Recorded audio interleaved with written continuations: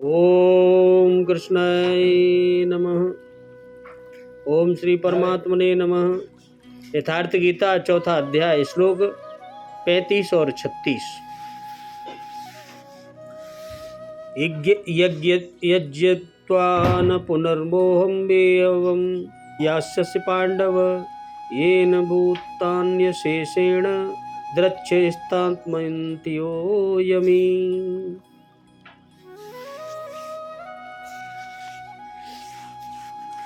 अपि चेदस्ये पापेभ्यं सर्वेभ्यं पापकृतं सर्वज्ञानपूर्वेण नैव ब्रजिनं संतरिष्यसि।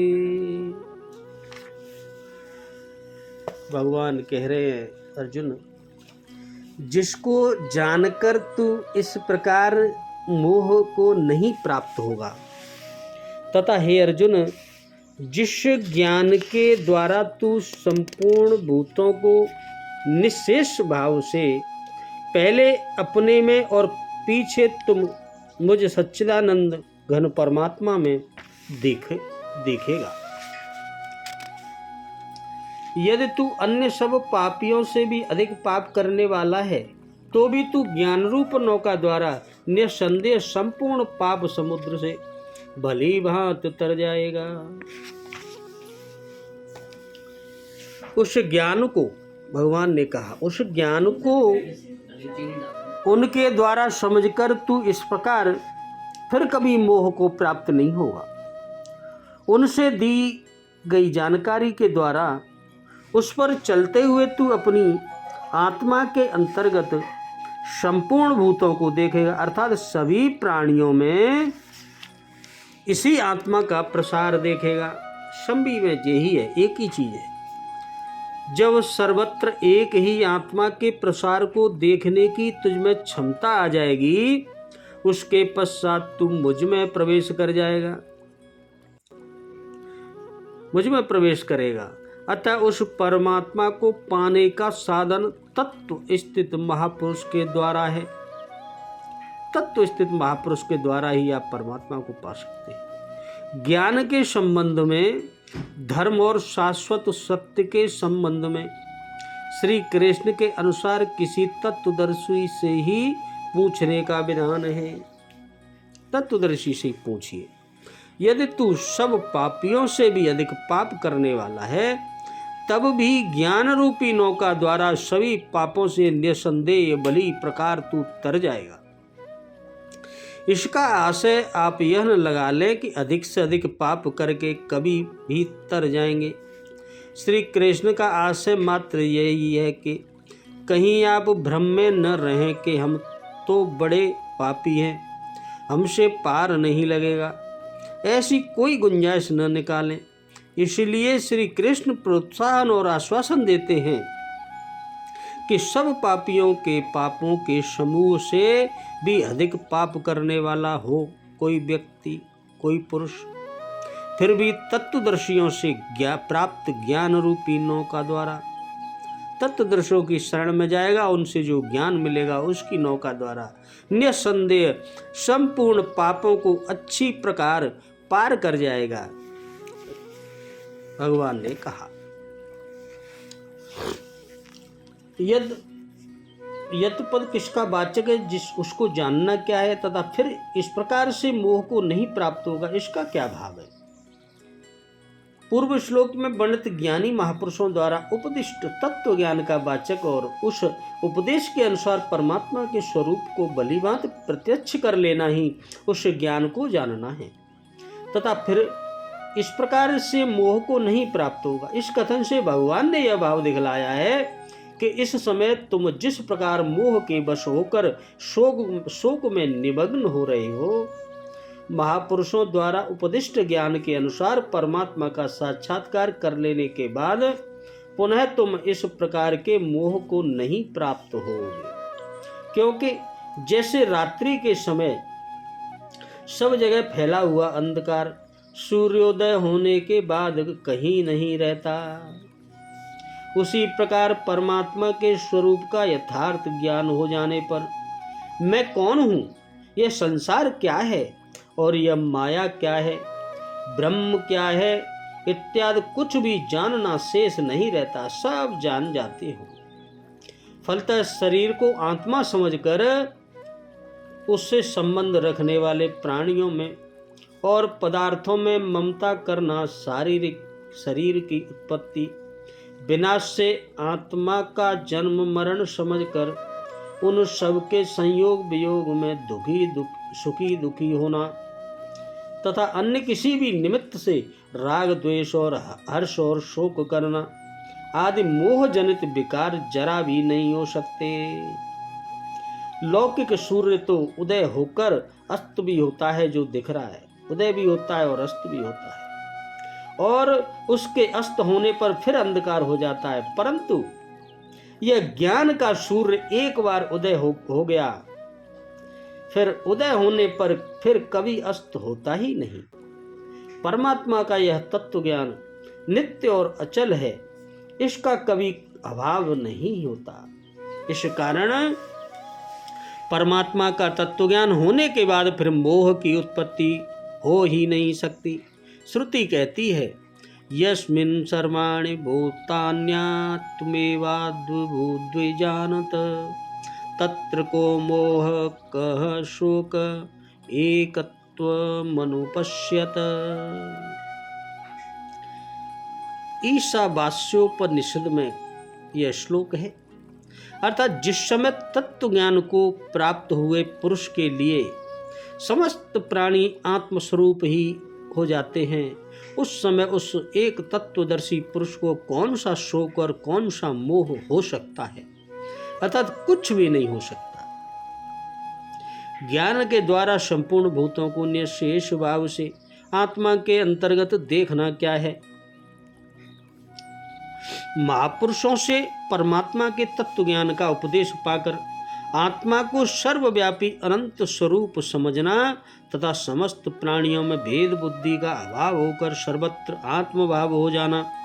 अर्थात जैसे स्वप्न से जगा हुआ मनुष्य स्वप्न के जगत को अपने अंतर्गत स्मृति मात्र देखता है कि ये तो बस वास्तव में अपने से भिन्न अन्य किसी को सत्ता नहीं देखता, उसी प्रकार समस्त जगत को अपने से अभिन्न और अपने अंतर्गत समझना, संपूर्ण भूतों को निशेषता से आत्मा के अंतर्गत देखना है। इस प्रकार आत्मज्ञान होने के साथ ही मनुष्य के शोक और मोह का सर्वथा अभाव हो जाता है, खत्म हो जाता है। इस प्रकार आत्म दर्शन हो जाने के बाद संपूर्ण भूतों को सच्चिदानंद घन परमात्मा में देखना क्या है, इसका क्या भाव है? संपूर्ण भूतों को सच्चिदानंद घन परमात्मा में देखना पूर्वोक्त आत्मदर्शन स्वरूप स्थिति का फल है। इसी को परमपद की प्राप्ति, निर्वाण ब्रह्म की प्राप्ति और परमात्मा में विशिष्ट हो जाना भी कहते हैं।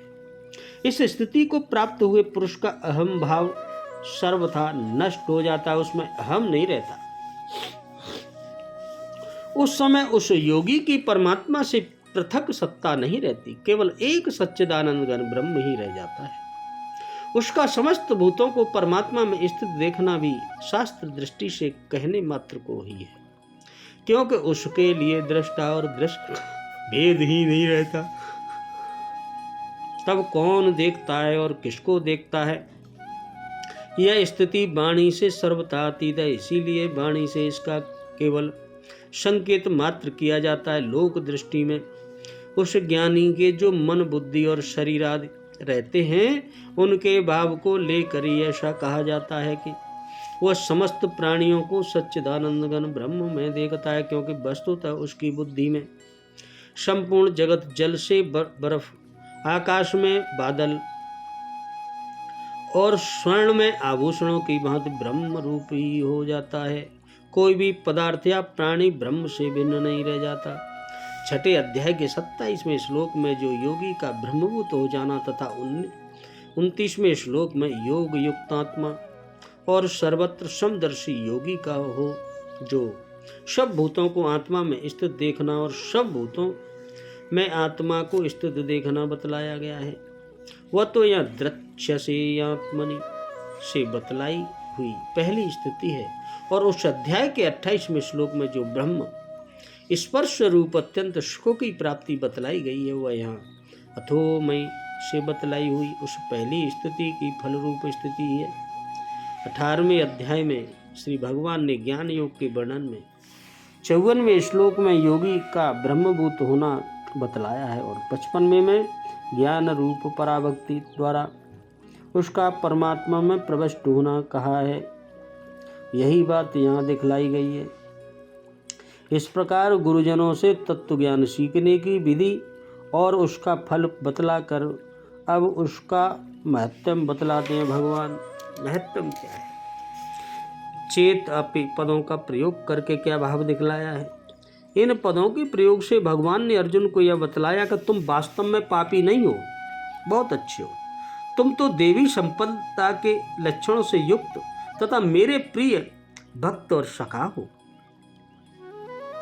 तुम्हारे अंदर पाप कैसे रह सकते हैं? परंतु इस ज्ञान का इतना प्रभाव और महत्व है कि यदि तुम अधिक से अधिक पाप कर्मी होते तो भी तुम इस ज्ञान रूप नौका के द्वारा उन समुद्र के समान अथाह पापों से भी अनायास तर सकते हो। बड़े से बड़े पाप भी तुम्हें अटका नहीं सकते, रोक नहीं सकते। अगर तुम्हें ज्ञान हो गया तो वो ज्ञान मिलेगा तत्वदर्शी महापुरुषों से। जिसका अंतःकरण शुद्ध नहीं हुआ है, ऐसे अत्यंत पापात्मा मनुष्य तो ज्ञान का अधिकार भी नहीं माना जा सकता। तब फिर वह ज्ञान नौका द्वारा पापों से कैसे तर जाता है? चेत और पदों का प्रयोग होने से यहाँ इस शंका की गुंजाइश नहीं है, क्योंकि भगवान ने के कहने का यह भाव है कि पापी ज्ञान का अधिकारी नहीं होता। पापी व्यक्ति को ज्ञान होता ही नहीं है। इस कारण उसे ज्ञान रूप नौका का मिलना बड़ा कठिन है। पर मेरी कृपा से या महापुरुषों की दया से किसी भी कारण से यदि उसे ज्ञान प्राप्त हो जाए तो फिर वह चाहे कितना ही बड़ा पापी क्यों न हो, उसका तत्काल ही पापों से उद्धार हो जाता है। या पापों से तरने की बात कहने का क्या भाव है? क्योंकि सकाम भाव से किए हुए पुण्य कर्म भी तो मनुष्य को बांधने वाले होते हैं। इस संसार में पुण्य कर्म भी सकाम भाव से किए जाने पर बंधन के कारण होते हैं, हेतु हैं। अतः समस्त कर्म बंधनों से सर्वथा छूटने पर ही समस्त पापों से तर जाता है। यह ठीक ही है, किंतु पुण्य कर्मों का त्याग करने में तो मनुष्य स्वतंत्र है ही। उनके फल का त्याग तो वह जब चाहे तभी कर सकता है, परंतु ज्ञान के बिना पापों से तर जाना उसके हाथ की बात नहीं है। इसलिए पापों से तरना कह देने से पुण्य कर्मों के बंधन से मुक्त होने की बात उसके अंतर्गत ही आ जाती है। ज्ञान रूप नौका के द्वारा संपूर्ण पाप समुद्र से भली भांति तर जाना क्या है? जिस प्रकार नौका में बैठकर मनुष्य अगाध जल राशि पर तैरता हुआ उसके पार चला जाता है, उसी प्रकार ज्ञान में स्थित होकर ज्ञान के द्वारा अपने को सर्वथा संसार से असंख्य निर्विकार नित्य और अनंत समझकर पहले के अनेक जन्मों में तथा उस जन्म में किए हुए समस्त पाप समुदाय को जो अतिक्रमण कर जाना है तथा समस्त कर्म बंधनों से सदा के लिए सर्वथा मुक्त हो जाना है। यही ज्ञान रूप नौका के द्वारा संपूर्ण पाप समुदाय से भली भांति तर जाना है। इस श्लोक में एवं पद क्या भाव है? यहाँ निश्चय के अर्थ में है। उसका भाव यह है कि काठ की नौका में बैठकर जल राशि पर तैरने वाला मनुष्य तो कदाचित उस नौका के द्वारा जाने से या उसमें छेद हो जाने से अथवा तूफान आने से नौका के साथ ही साथ स्वयं भी जल में डूब सकता है। पर यह ज्ञान रूप नौका ऐसी है कि नित्य है। इसका अवलंबन करने वाला मनुष्य निसंदेह पापों से तर जाता है। उसके पतन की जरा भी आशंका नहीं रहती। कोई भी दृष्टांत परमार्थ विषयों को पूर्ण रूप से नहीं समझा सकता, उसके एक अंश को ही समझाने के लिए उपयोगी होता है। अतः पूर्व श्लोक में बताए हुए ज्ञान के महत्व को अग्नि के दृष्टांत से पुनः आगे भगवान समझाएंगे। बोलो राधे राधे। जय श्री कृष्ण।